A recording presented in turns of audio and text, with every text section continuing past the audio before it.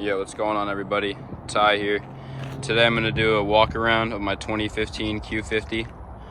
I am filming this on my iPhone, so bear with me with the shaky hands and wind noise. But go ahead and do a walk around of the car, talk about some future plans for the build and things like that. Just finished up the turbo kit a couple days ago, actually.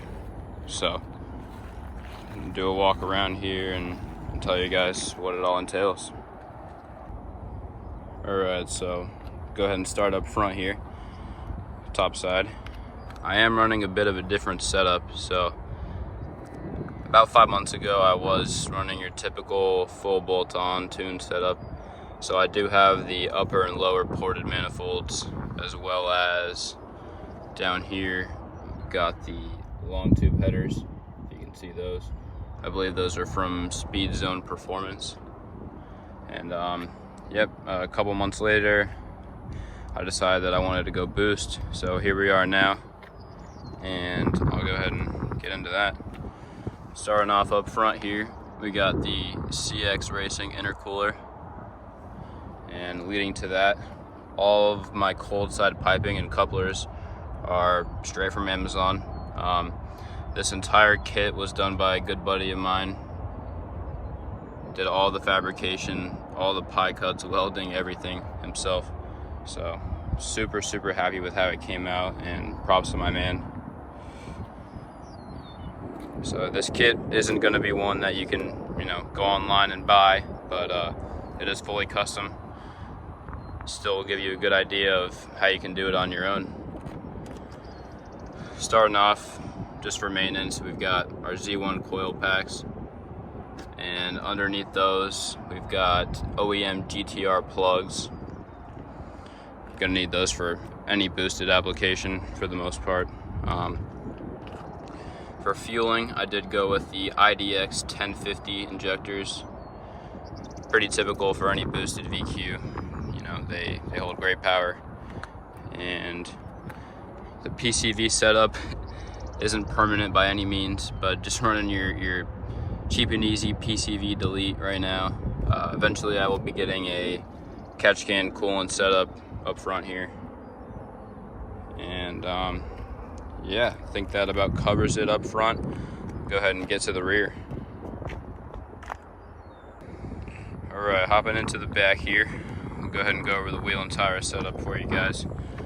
I am running the VMS Racing wheels. These are 18s, wrapped in a 275/40 Mickey Thompson Street Comp.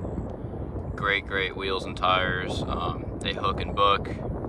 Got no complaints on them whatsoever. And I think they look great, if I don't say so myself.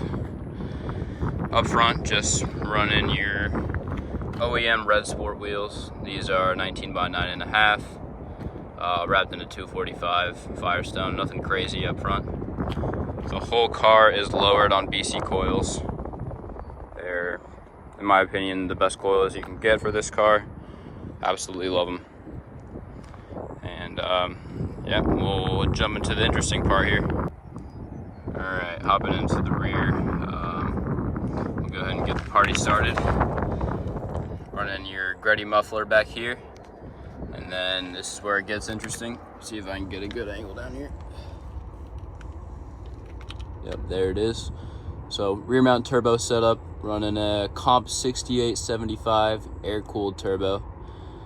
A lot of people get confused when they hear that. Basically, there is no oil lines, no coolant lines running to the turbo. It is simply grease-fed.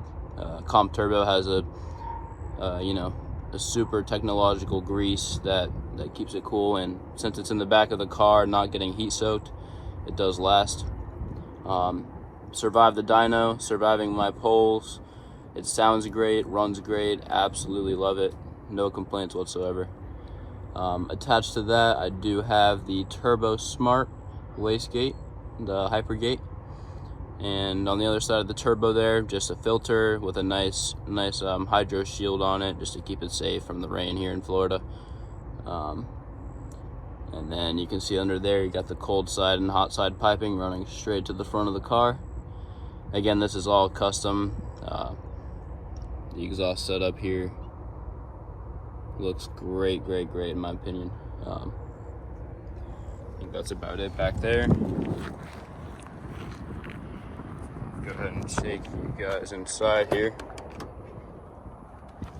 I am running an AEM 340 fuel pump, you know, installed correctly with the relay there. I did want to go for a bit of a bigger pump, but it does the job for my current power level. I'm just, you know, on pump gas right now. And yep. All right, I'll go ahead and talk about the numbers that I made and the future plans that I have for this thing. Just got it dynoed here about 2 days ago. It put down 536 wheel horsepower and somewhere around 437 wheel torque, which is just an absolute blast in this car. It feels incredible.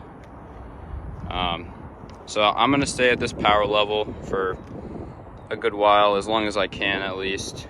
And the one thing that does lack on this car, of course, is it is a VHR, so it does come with the lesser automatic transmission. They say they're good for around 400 to 450 torque, which is pretty much exactly where I'm sitting at right now. I'm gonna try to get as much life as I can out of it, but I do plan on doing the VR30 transmission swap, which can hold a lot more power. And when I do that, I'll probably do the fuel relay and a bigger pump, run 85 on it, and hopefully get up there in the 600s level. Got an airplane coming here. Sorry about the noise. But yeah, that's pretty much it for this setup here.